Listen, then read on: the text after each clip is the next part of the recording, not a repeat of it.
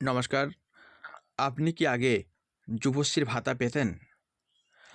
বর্তমানে আনেক্সি 3 ফর্মটি অনলাইনে সঠিক সময়ে সাবমিট না করার কারণে বা সাবমিট করার পরেও অন্য কোনো কারণে আপনার কি যুবশ্রীর ভাতা বন্ধ হয়ে গেছে?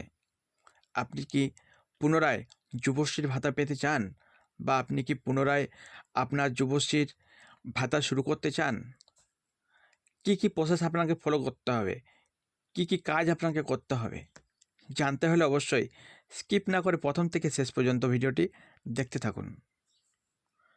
তো যদি আপনার আনএক্সি 3 অনলাইনে সঠিক সময়ের মধ্যে সাবমিট না করার কারণে আপনার যুবশ্রী যদি বন্ধ হয়ে থাকে, তাহলে কিন্তু আপনি বর্তমানে যে কোর্স করছেন সেই কোর্সের সমস্ত ডকুমেন্ট নিয়ে নিকটস্থ অর্থাৎ আপনার যেখানে এক্সচেঞ্জ অফিস বা এমপ্লয়মেন্ট ব্যাংক সেখানে যান এবং সেখানে আপনি অ্যাপ্লিকেশন লিখুন একটা, যে কী কারণে আপনি সঠিক সময়ে আনএক্সি 3 সাবমিট করতে পারেননি এবং সেই অ্যাপ্লিকেশন সহ কিন্তু আপনার বর্তমান যে কোর্স করছেন তার সমস্ত ডকুমেন্ট নিয়ে কিন্তু আপনি এমপ্লয়মেন্ট ব্যাংক বা এক্সচেঞ্জ অফিসে জমা করে আসুন।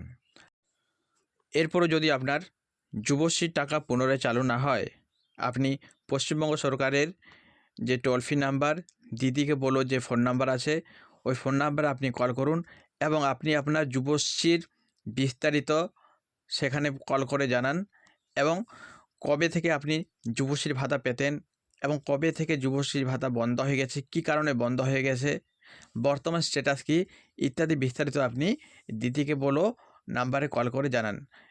এই কল করার 2-3 মাসের মধ্যেই আপনার যুবশ্রীর যে ভাতা তা পুনরায় চালু হয়ে যাবে। তো ধন্যবাদ ভিডিওটি দেখার জন্য। ভিডিওটি যদি ভালো লেগে থাকে লাইক করে দেবেন এবং চ্যানেলে নতুন হয়ে থাকলে চ্যানেলটি সাবস্ক্রাইব করে পাশে থাকবেন আরও এরকম গুরুত্বপূর্ণ ভিডিও পাওয়ার জন্য। ধন্যবাদ।